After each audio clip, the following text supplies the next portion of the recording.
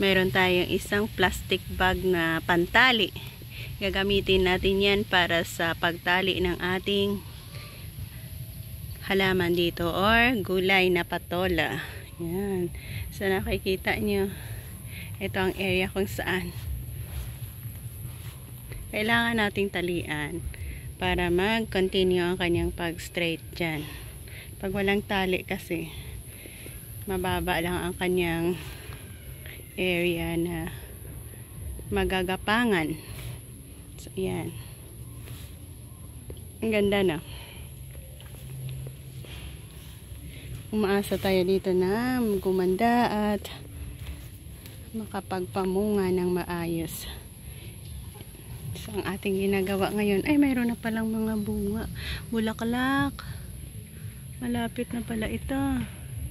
Yan, may mga bulaklak na. So malapit na pala ito mamunga. Yan, nakagawa na ako dito ng isa, dalawa. Continue ako sa paggawa dyan. Easy lang naman. Ayan, oh. So meron ako ditong tali. Nilalagay ko lang yan sa pinaka mataas dito dahil ito ay kawayan na matibay, and then going down.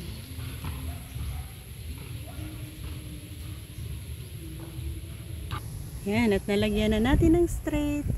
Nag-straight na sila. Next na gagawin natin, babawasan natin yung dahon niya dito sa pinakababa. Ayan, magbabawas tayo ng dahon. Ayan, bawasan natin yan. Isa, dalawa, tatlo, apat. Ayan, apat na dahon ang ating trim. Tapos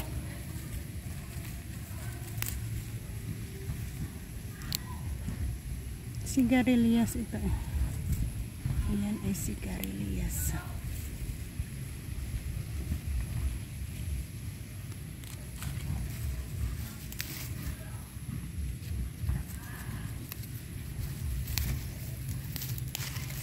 Damihan natin konti.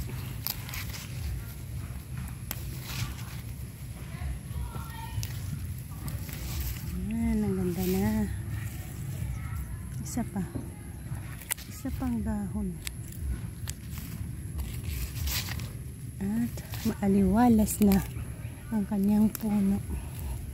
Mabilis na yan pamunga.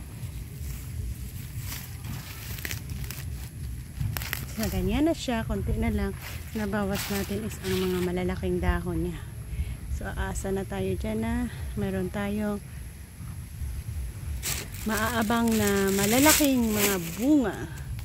Ayan, ang ganda na oh. So bye bye and keep on watching dahil i-update ko kayo sa mga ganap kung ano na ang lagay nila.